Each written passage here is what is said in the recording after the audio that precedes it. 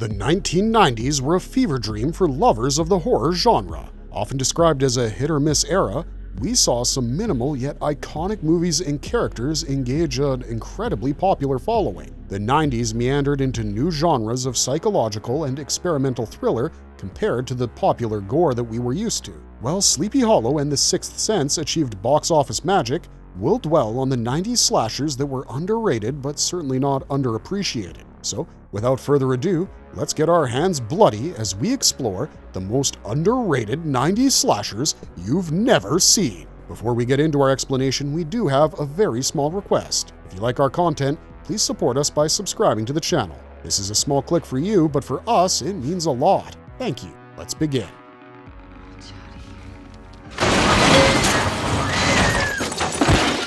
Uncle Sam, 1996. Uncle Sam blends the gore and horror comedy genre and brings to life a master sergeant named Sam Harper who was killed in a friendly fire incident in Kuwait. Upon breaking out of his casket, Harper dons the costume and proceeds into a killing spree where he targets people he deems unpatriotic towards America. He slashes and beheads teen delinquents who desecrated the gravestones, grills the head of a girl who was smoking marijuana, blows up corrupt politicians, and targets anyone who disgraces his country. Although he sounds like a vigilante, Uncle Sam isn't who he shows, and his truth is uncovered by his nephew Jody, his old mentor Jed, and Barry, a blind kid who is mentally connected to Sam. There's a hint of William Lustig's familiar style of revenge plot in this flick, and it's a comparatively easy watch without much gore and simple storytelling. Uncle Sam's patriotism and need to repay delinquents might sit well with an audience looking for a gory sense of justice.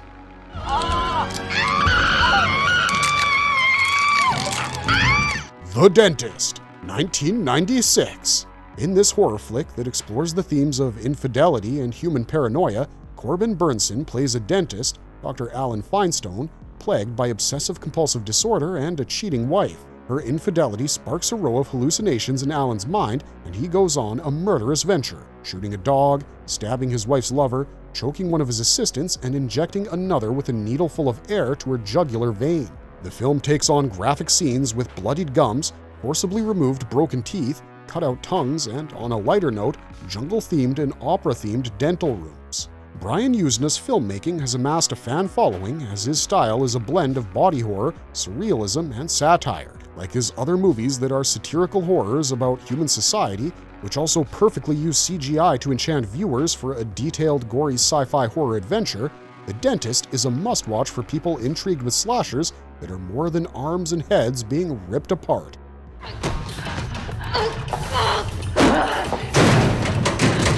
Cherry Falls, 1999. This Brittany Murphy vehicle revolves around Cherry Falls, a cozy town that finally gets its share of murders when virgin teenagers start getting targeted. The sheriff sets out on a mission to stop this mysterious killer before it's too late. What begins as a scary, ambiguous whim soon turns out to be a carefully crafted revenge plot linked to the tragic rape case of a woman named Laura Lee Sherman in the town 25 years ago. The scene where half-naked students try to scramble away from the killer as he swings his axe mercilessly while they're engaged in a massive orgy is an amusing one. This one's a classic teen flick horror stacked with a simple yet interesting plot, some ironic one-liners, and a cohesive balance of murder, mystery, and teenage hormones. In retrospect, Jeffrey Wright's cinematography explores themes of violence and psychological and emotional instability, which is reflected in the characters. The gray characters are just as humane and relatable, which often provides an insight into how monsters are created due to the circumstances that are beyond their control.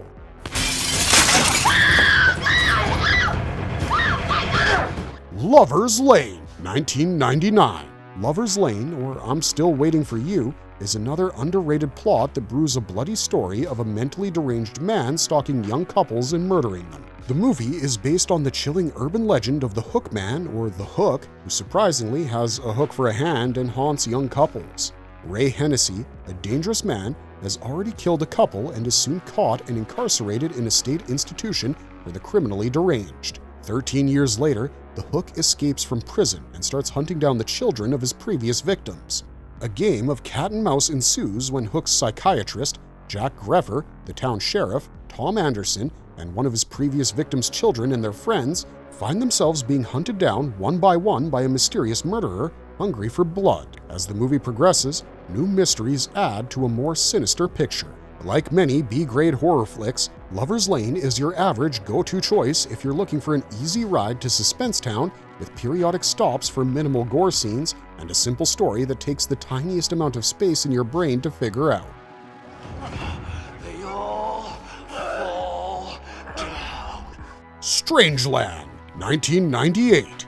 Meeting strangers is never a good idea, and what better way to get that message across than to make it into a movie starring teenagers who get tortured on the pretext of attaining enlightenment by a person with schizophrenia. Strangeland revolves around a small-town cop, Mike Gage, who's pursuing Captain Howdy, who's kidnapped his daughter and her friend.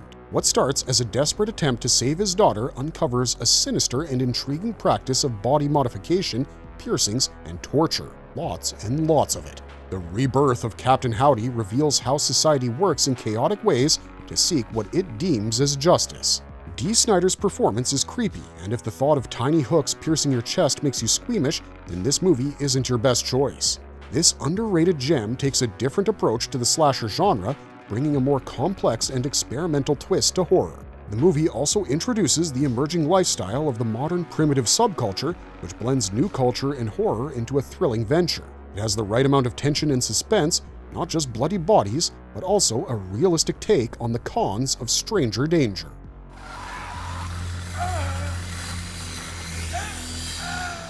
Popcorn, 1991. A film student, Maggie Butler, is troubled by recurring dreams that haunt her thoughts. She decides to make an audio tape and turn it into a film. Her friend Toby suggests an all-night horror film marathon to raise funds for the film department. As the audience gathers and enjoys the series of horror movies showcased by the department, they're unaware that reality is something else behind the scenes. The students are killed one by a mysterious figure that uses their gimmicks to end their lives. With a fake melted face, a giant mosquito, an electric chair, and a deadly explosion, this horror flick captures every innovative way to kill a person. It mixes this with a strong sense of revenge-driven, murderous intent. The movie is a popcorn horror, which is easier to enjoy and lighthearted compared to psychological thrillers and horrors. Several movies contribute to the interesting layers of different plots and gimmicks of each film made by the students for the movie marathon. For instance, the first movie screening, titled Mosquito, is roughly inspired by sci-fi horror like Them from 1954 and The Deadly Mantis from 1957. Popcorn is a good example of the subgenre of camp horror with playful characters, intriguing death scenes, and the surreal nature of the film in a film concept.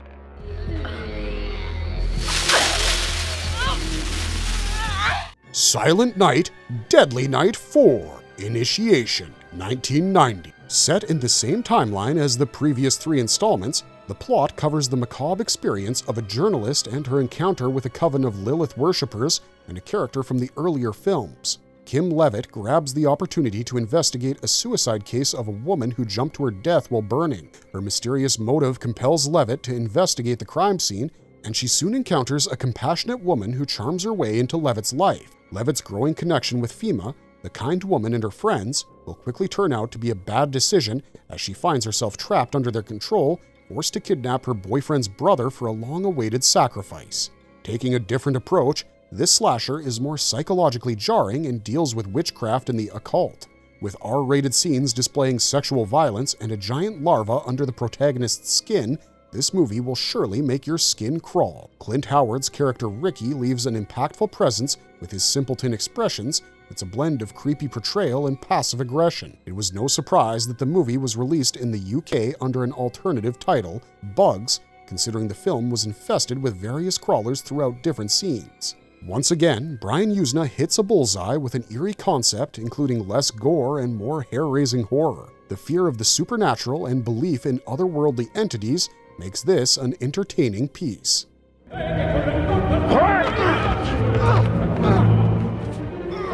The Clown at Midnight, 1999. What's scarier than a clown?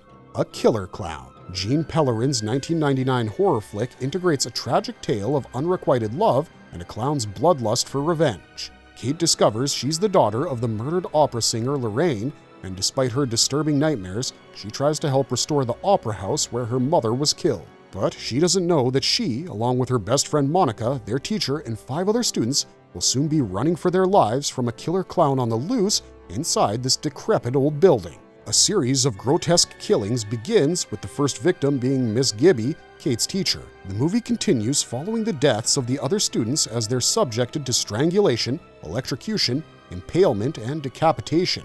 Kate discovers who the real killer is, but it's too late. Is there any way she can be saved? This Canadian horror flick is less in the gory category of slashers from the 90s. There are hardly any scenes where the screen gets bloodied and the audience might want to squirm. One of the last scenes, where all the corpses of the murdered students are placed on the seats facing the stage and ropes tied to Kate, is one of the movie's most memorable scenes, as if the audience awaits the ending.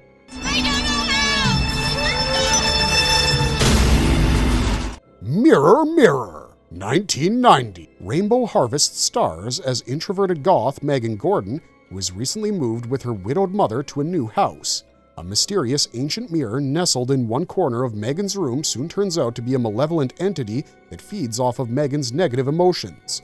Apart from her friend Nikki and the athlete Ron, who wishes her well, Megan is alienated at school. Her bully, Charlene, soon learns a tough lesson when she finds herself bleeding and dies a scalding death inside the girls' school shower. But Charlene's death is just the second life taken by the entity inside the mirror, and it'll stop at nothing to appease its hunger. Megan starts harnessing the power of the mirror for her benefit, but it soon gets out of control, and she realizes it too late when her mother bleeds to her end. Will the mirror control her, or will Megan finally break free from the clutches of this evil entity? All of that depends on her. This movie is another classic example of the supernatural subcategory. Focusing more on the occult, black magic, and evil entities that feed off of evil intentions, this movie ends in an ambiguous ending which may point to the continuity of the antique mirror's power and reflect a deeper understanding of the world where it's difficult to completely eradicate evil as it takes so many different shapes and forms.